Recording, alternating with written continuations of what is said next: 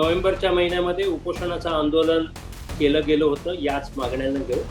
जसं प्रॉमिस केलं होतं तसं कोर्टामध्ये बीएसटीने एक अर्ज सादर केला आणि त्याच्यात त्यांनी सांगितलं की ही जी केस आहे. नमस्कार, मी संकेत आणि आपण पाहत आहात मुंबई आउटलुक. काल रात्री 12 वाजल्यापासून म्हणजे आज पहाटे असं म्हणता येईल की बीएसटीचा संप झालेला आहे आणि ह्या संपामुळे मुंबईची दुसरी लाईफलाईन म्हणून जी बीएसटी ओळखली जाते, जी ओळख आहे ती विस्कळीत झालेली आहे. प्रवाशांना त्याचा मोठा त्रास सहन करावा लागलेला आहे. हे एका बाजूला बीएसटीचं संप आहे कर्मचाऱ्यांचा काही मागण्यांना घेऊन, तर दुसरीकडे अशा देखील युनियन्स आहेत, अशा देखील संघटना, कर्मचारी कामगार संघटना आहेत ज्या ह्या संपाचा भाग नाहीयेत. आणि ज्या या संपाचा भाग नाहीत त्याचे जे नेते आज आपल्या सोबत आहेत. शशांक राव सर आहेत आपल्यासोबत. सर, मुंबई आउटलुक मध्ये तुमचं स्वागत आहे. आणि संप जो आज म्हणजे काल रात्रीपासून 12 वाजल्यापासून सुरू होता, त्या संपाचा तुम्ही भाग नाही आहात, याची काय कारण? असं आहे की ज्या काही मागण्या आहेत प्रामुख्याने त्याच्यामध्ये 2016 ते 2021चा 7व्या वेतन आयोगाच्या शिफारशी आणि मुंबई महानगरपालिका समकक्ष वेतनमानचा समावेश असलेला वेतन करार ही एक सर्वात मोठी मागणी आहे. त्याचबरोबर बीएसटीचं अर्थसंकल्प मुंबई महानगरपालिकेच्या मुख्य अर्थसंकल्पात विलीन व्हावं ही मागणी आहे. तसंच जे रिटायर झालेले कर्मचारी आहेत, सेवानिवृत्त कर्मचारी आहेत, त्यांच्या ज्या देणी आहेत ग्रॅज्युटी आणि अंतिम ते लवकरात लवकर देणे, असे काही प्रमुख मागण्या एकूण आहेत. या मागण्या बेस्ट वर्कर्स युनियनच्या गेले अनेक वर्षापासूनच्या मागण्या आहेत आणि 2000 आणि आता या मागण्यांवर, कारण नोव्हेंबरच्या महिन्यामध्ये उपोषणाचं आंदोलन केलं गेलं होतं याच मागण्यांना घेऊन आणि त्या पार्श्वभूमीवर बीएसटी बरोबर चर्चा सुरू झाल्यात.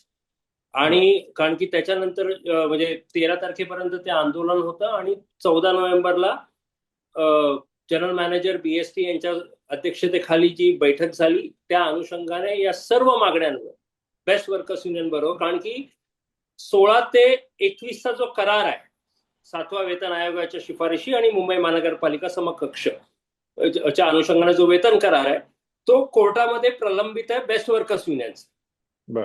कारण इतर युनियन म्हणजे बेस्ट कामगार सेना जी शिवसेना युबीटीची युनियन आहे आणि अजून काही युनियन्स आहेत, त्यांनी ऑलरेडी त्यांचा करार केलेला आहे आणि तो आम्हाला स्वीकार नाही, तो स्वीकार नाही म्हणून आम्ही कोर्टात आहोत. आणि त्या बैठकीमध्ये 14 नोव्हेंबरच्या बैठकीमध्ये ठरलं की या आमच्या वेतन करारावर चर्चा सुरू होईल आणि त्याच्या चांगल्या चर्चा सुरू आहेत आणि वेतन कराराच्या चर्चेला वेळ लागत असतो. आणि पण एक पॉझिटिव्ह नोट अशी झालेली आहे की आत्ताच 12 तारखेला जसं प्रॉमिस केलं होतं तसं कोर्टामध्ये बीएसटीने एक अर्ज सादर केला आहे आणि त्याच्यात त्यांनी सांगितलं की ही जी केस आहे मागणी पत्रासंदर्भातली, ती केस सध्या तरी त्याचे तारखा पडू नयेत, कारण ते आता बेस्ट वर्कर्स युनियन बरोबर ते चर्चा करून सेटल करू पाहत आहेत. तर वेतन करार जो सर्वात मोठा भाग आहे एकूणच मागणीचा, जे काही मागण्या आहेत बीएसटी कर्मचाऱ्यांच्या, त्यातला एक मोठा भाग आहे आणि त्या अनुषंगाने जर व्यवस्थित चर्चा होत असतील, सेटलमेंटच्या गोष्टी होत असतील, तर मग आंदोलनाचं हत्यार का उपसावं हा एक मुद्दा. दुसरा एक फार मोठा मुद्दा आहे तो आहे की जे कॉन्ट्रॅक्ट म्हणजे वेट लीजवर काम करणारी जी मुलं आहेत त्यांच्या संदर्भात आम्ही सातत्याने आमच्याच संघटनेने पहिल्यांदा भूमिका मांडली की त्यांना समान कामाला समान दाम मिळाला पाहिजे. आज त्यांचा पगार फार कमी आहे आणि त्यांना समान कामाला समान दाम मिळाला पाहिजे. आणि प्रिन्सिपल ओनर कोण आहे तर प्रिन्सिपल एम्प्लॉयर आहे बीएसटी आणि त्यामुळे ती बीएसटीची जबाबदारी आहे. या अनुषंगाने आम्ही परत 14 नोव्हेंबरच्या त्या मीटिंग बैठकीमध्ये तो मुद्दा डिस्कशनला होता. त्या अनुषंगाने आम्ही ठरलं होतं की त्यांचे जे मालक आहेत, ते ज्या कंपन्या आहेत त्यांच्यासोबत आणि बीएसटी सोबत एक बेस्ट बीएसटीच्या भवनामध्ये मीटिंग होईल आणि ती झाली.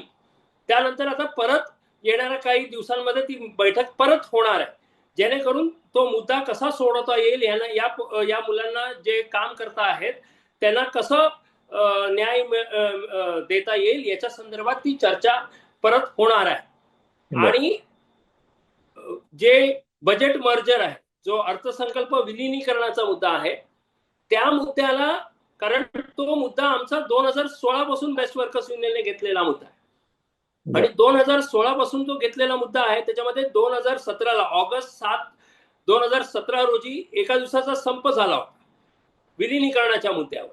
आणि त्यावेळेला महानगरपालिका शिवसेनेकडे होती, बीएससी कमिटी शिवसेनेकडे होती आणि मातोश्रीवर चर्चा होऊन तिथे सेटलमेंट झाली आणि हे कबूल केलं गेलं की अर्थसंकल्प विलिनीकरणाचा प्रस्ताव आणला जाईल. आणि तो प्रस्ताव सुरुवातीला बीएससी कमिटीने पारित केला, त्याच्यानंतर महानगरपालिकेच्या आमसभेने पारित केला.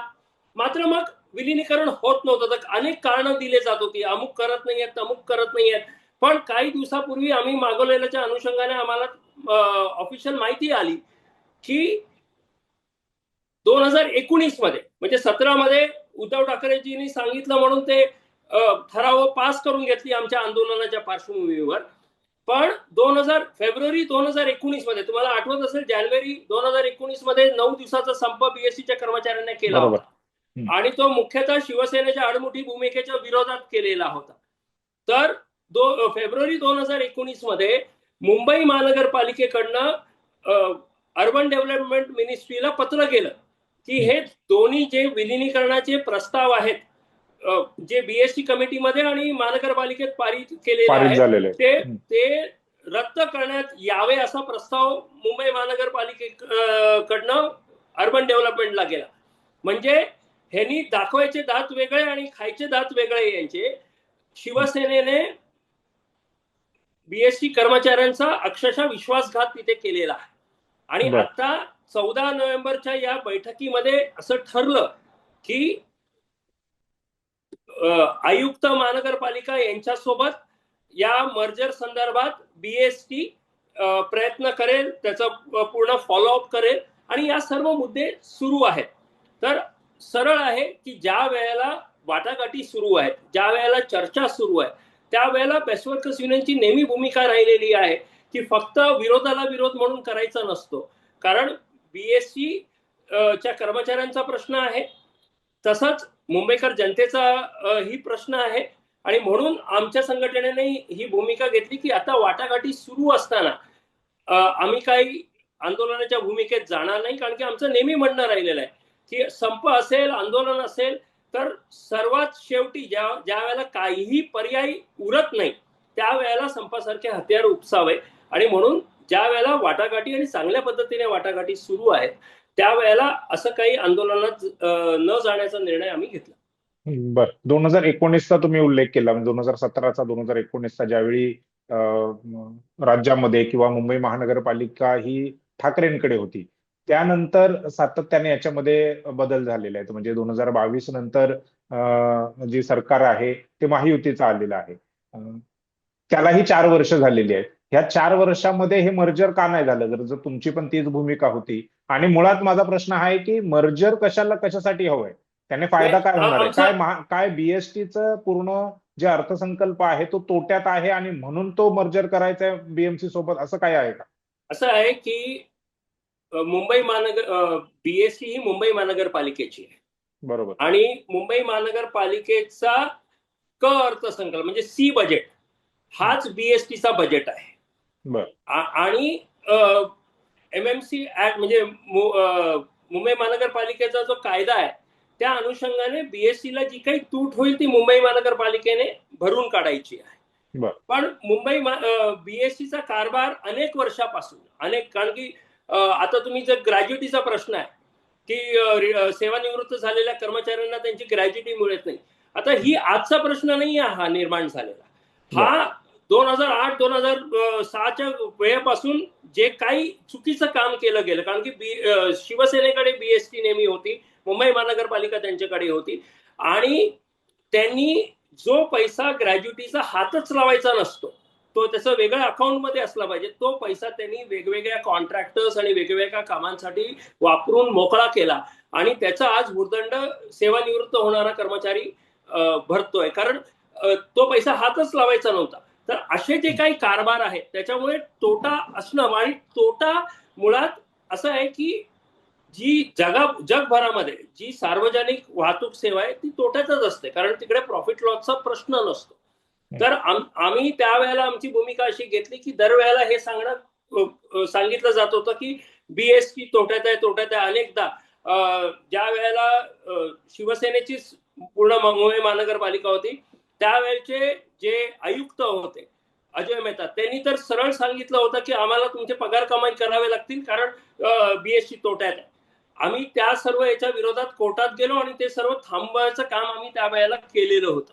तर ही एक मागणी आहे की दरवेळेला सांगणं की तुम्ही आम्हाला पैशाची मदत करा, तर त्याऐवजी महानगरपालिकेमध्ये बजेटच मर्ज करून टाका, ही एक भूमिका आहे.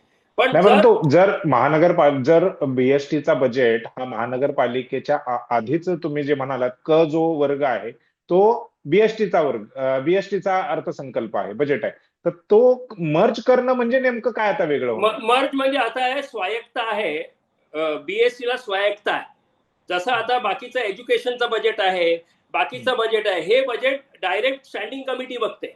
पण इथे बीएसटीचा कारभार हा स्वतंत्रपणे चालतो त्या पद्धतीने, आणि म्हणून तो बजेट मर्ज करा डायरेक्ट, आणि डायरेक्ट कंट्रोल मुंबई महानगरपालिकेचं घ्या, अशी भूमिका गेले 10 वर्षापासून आमची आहे. नाही, तुमची पण आहे. म्हणजे आता जे आंदोलन करतायत, ज्या आंदोलन करतायत त्यांचं असं आहे की त्याच्यामध्ये त्या आंदोलनामध्ये सर्वात मोठी त्या कृती समितीची जी युनियन आहे ती शिवसेना युबीटीची युनियन आहे, बेस्ट कामगार सेना. आता यांनी 2016 ते 21चा करार आहे, त्याच्यामध्ये कुठेही 7वा वेतन आयोग यांनी घेऊन दिला नाही कर्मचाऱ्यांना, म्हणून त्याला विरोध होता. म्हणून आम्ही कोर्टात गेलो आणि त्याच्यामध्ये त्यांनी बीएसटीला त्यावेळेला त्यांच्या कराराला आम्ही मृत्यूपत्र म्हणतो आमचं, कारण त्यांनी तिकडे लिहून दिलेलं आहे की बीएसटी येणाऱ्या काळात जे काही आर्थिक काटकसर आणेल ते त्यांना मंजूर राहील, बीएसटी येणाऱ्या काळात काही प्रशासकीय बदल आणेल तर त्यांना मंजूर राहील. आणि अशा पद्धतीने कधीच कोणी लिहून देत नाही. फ्युचरमध्ये तुम्ही काय आणणार असाल, तुम्ही आता कसं लिहून देताय, आणि त्यामुळे तो आमचा मृत्यूपत्र आहे, आम्ही त्याला मृत्यूपत्र म्हणतो. आणि त्यांनी तो त्यावेळेला केला. आणि आजही म्हणजे 9 जूनला त्यांच्या अध्यक्ष येऊन जनरल मॅनेजरला भेटून त्यांचं स्वतःचं मागणी पत्र त्यांनी वेगळं दिलं पत्र, त्याच्यामध्ये 16 ते 21 कुठेही मेन्शन नाहीये. म्हणजे त्यांची ती मागणीच नाहीये जे कामगारांची मेन, आणि म्हणून हे कामगारांना म्हणजे कामगारांचं दिशाभूल करत आहेत एकूणच, आणि कामगारांचा गैरफायदा उचलतात स्वतःच्या स्वार्थासाठी. परंतु नाही शशांकराव, कसं आहे की मागण्या तुमच्या त्याच आहेत ज्या आज जे आंदोलन करतायत त्यांच्या आहेत, बरोबर? त्याच्यामध्ये फार जास्त काही बदल ते मागण्या आमच्याच आहेत, त्यांनी आज घेतलेल्या आहेत. बरोबर आहे, मागण्या तुमच्याच आहेत. मग ज्यावेळी मागण्या तुमच्याच आहेत, एकाच मागणीसाठी हे आंदोलन होत आहे, तर मग हे वेगळेपणा का? म्हणजे जर तुम्हीही या संपामध्ये सहभागी झाला असता, कामगारांची ताकद वाढली असते आणि मग तुम्हाला जे साध्य करायचं आहे ते साध्य करता आलं असतं. मी सुरुवातीलाच तुम्हाला म्हणालो की आमच्या मागण्यांवर वाटाघाटी सुरू आहेत. 12 जूनला जसं ठरलं होतं, 12 जूनला जी आमची औद्योगिक न्यायालयामध्ये मागणी पत्र म्हणजे वेतन कराराची जी केस आहे, त्या केसमध्ये बीएसटीने अर्ज दाखल केलाय आणि त्यांनी सांगितलंय की आम्ही बेस्ट वर्कर्स युनियन बरोबर याच्याबद्दल चर्चा करून नेगोशिएट करत आहोत आणि आम्हाला हे वेतन करार सेटल करायचं आहे. तर ते चर्चा करत आहेत. तर मला तुम्ही सांगा की ज्या मागणीबद्दल टेबलवर चर्चा होत असताना कोणतं संघटन आंदोलनाची भूमिका घेऊ शकेल? ज्या वेळेला तुमचं समजा एम केलं, आम्हाला विश्वास आहे की या चर्चा चांगल्या होतील आणि पॉझिटिव्ह काहीतरी निर्णय येईल. पण जर आंदोलन करायचं जरी झालं तर जर चर्चा फेल झाल्या तर आंदोलन, पण चर्चा सुरू असताना वाटाघाटी चालू असताना म्हणजे पॉझिटिव्ह तुम्ही तुम्ही आंदोलनामध्ये कसं? म्हणजे आता आता ज्या चर्चा, जर ही जी चर्चा तुम्ही म्हणताय चर्चा सुरू आहे, समजा त्याचा तुम्हाला अपेक्षित असा निर्णय नाही निघाला, तुम्हाला अपेक्षित असं नाही घडलं, तर उद्या जाऊन तुम्ही देखील संप करणार, तुम्ही नाही, देखील आंदोलन संपचं नाही, करणार? आंदोलन. आता मी तुम्हाला सांगतो, लोकांना कुठेही त्रास होऊ नये, कामगारांनाही कुठे त्रास होऊ नये म्हणून आम्ही नोव्हेंबरसाठी हे सर्व वाटाघाटी सुरू व्हाव्या, ही चर्चा चालू व्हावी, कुठेतरी अग्रीमेंट व्हावं, याकरिता मी स्वतः म्हणजे आमच्या युनियनने उपोषणाचं आंदोलन केलं. 4 दिवस उपोषणाचं आंदोलन चाललं. लोकांना, मुंबईकर जनतेला त्रास झाला नाही, कामगारांना कुठेही त्रास झाला नाही, त्यांचे दिवस बुडले नाही, त्यांचा खाडा झाला नाही, लोकांना त्यांची सेवा व्यवस्थित मिळाली. पण मुद्दा प्रकर्षाने समोर आला आणि 4 दिवसाच्या उपोषणानंतर समोरनं बीएसटीने जे काही समझोता हे दिलं, समोर चर्चेचं सत्र सुरू केलं, त्यामुळे ते झालं.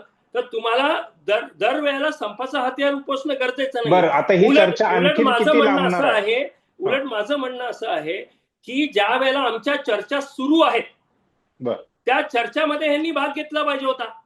ह्यांनी सांगितलं पाहिजे होतं की आम्हाला सुद्धा हे पाहिजे, आम्हालाही सामील करा. त्यांनी ती भूमिका घेतली पाहिजे होती.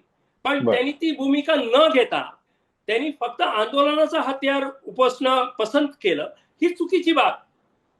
पण आता ही चर्चा आणखीन किती वेळ लांबणार, म्हणजे कधी तुमच्या मागण्या? लांबण्याचा प्रश्न नाही आहे की 2 महिन्यातही होऊ शकते, 1 महिन्यातही होऊ शकते. कारण म्हणजे तुमची चर्चा कोणत्या टप्प्यामध्ये आहे? वेतन करार हा काही छोटा करार नाही आहे. वेतन करार ही छोटी बाब, तुम्हालाही माहिती आहे, ही छोटी बाब नाही आहे. त्याच्यात अनेक गोष्टी आहेत. नक्कीच छोटी बाब नाहीये आणि गेल्या अनेक वर्षांपासून ह्यावरती काम सुरू आहे. जरी ही चर्चेचा टप्पा काय आता, म्हणजे मध्यात आली चर्चा आता फायनलिटीची चर्चा आहे. कारण बाकी लोकांनी आता मी म्हणतोय की त्यांची ती मागणीच नाहीये. मुळात बेस्ट कामगार सेनेची 16 ते 21 कराराची मागणीच नाहीये. कारण त्यांनी तो करार आधीच केलाय त्यांच्या हिशोबाने, जो आम्हाला मंजूर नाहीये, जो कामगारांनाही मंजूर नाहीये. पण कृती समितीच्या याच्यामध्ये त्यांनी टाकलंय की कामगारांना दाखवण्यासाठी. मुळात तोच आहे. आणि दुसरी बाब, हे जेवढे कॉन्ट्रॅक्ट दिले आहेत, जे आज पगाराची प्रॉब्लेम्स आहेत, ते कॉन्ट्रॅक्ट कोणाच्या वेळचे दिलेले आहेत? ज्या वेळेला शिवसेनेची सत्ता होती 2018-19 मध्ये त्यांनी कॉन्ट्रॅक्ट दिले. शिवसेनेची सत्ता, भाजप पण त्याच्यामध्ये होतच की सत्ता नाही, त्यावेळेला कुठेही कमिटीमध्ये इन्व्हॉल्वमेंट नव्हतं. महानगर, तुम्हाला आठवत असेल की तिकडे फक्त शिवसेनेचीच सत्ता होती, कुठेही भाजपाचा त्याच्यात सहभाग नव्हता मुळात. एक, आणि ज्या वेळेला कॉन्ट्रॅक्ट दिले गेले हे सर्व, त्याच्यामध्ये कुठेही कामगारांचं हित बघितलं गेलं नाही. त्याच्यामध्ये जर सांगितलं असतं की समान कामाला समान दाम, या तत्व जे कायदा आहे त्या कायद्याचं पालन करण्यात यावं, तर आजची ही परिस्थिती उद्भवलीच नसती. पण फक्त कॉन्ट्रॅक्टर्सला कुठेतरी फेवर व्हावं. अच्छा, एवढ्या वर्षांमध्ये, म्हणजे गेले 2-3 वर्ष आम्ही यासाठी झगडत आहोत आणि आता मिटिंगा सुरू केलेल्या आहेत. आधी मिटिंगा होतच नव्हत्या, पण आम्ही मागे लागून सर्व करून मिटिंगा सुरू करण्यात आल्या. तर आज ज्या वेळेला मिटिंगा सुरू आहेत, बाकीचे तुम्ही त्याच्या चर्चेमध्ये भाग घेऊ शकला असतात किंवा त्याच्यामध्ये मागितलं असतं. ठीक आहे. आता तुमचं एक म्हणणं आहे की कामगार, म्हणजे त्यांचे जे मुद्दे आहेत, त्यांच्या ज्या मागण्या आहेत, त्याला काय कामगारांचं तसं समर्थन नाहीये. म्हणजे तुम्ही त्या ह्याच्यापासून अलिप्त आहात. तुम्हाला मानणारा जो कामगार आहे, तुमचा सदस्य आहे, तो त्याच्यामध्ये नाही. पण मुंबईच्या रस्त्यावर आज एकही बस धावलेली नाहीये.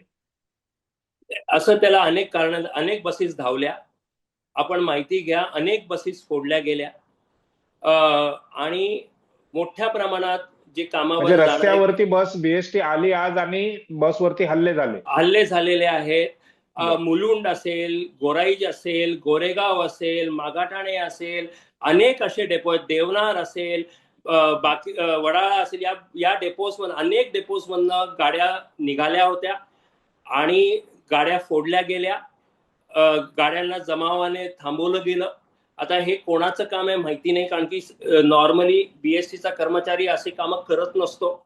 आणि अशा पद्धतीने हे करणं, म्हणजे जर सर्वांच्या सहमतीने होत असेल तर मग अशा पद्धतीने बसेस फोडण्याचं काम करायची काहीच आवश्यकता नसते. मी तुम्हाला सांगतो की 2019 मध्ये 9 दिवसाचा संप झाला. एक साधी बसचं, एक साधी काच फुटली नाही, कारण तो स्वतः कामगारांनी ठरवलेला संप होता. आणि त्या संपामध्ये, ज्याच्यामुळे 2007 नंतर लागलेल्या कर्मचाऱ्यांना 20% मिळवून त्यांचं अक्षरशः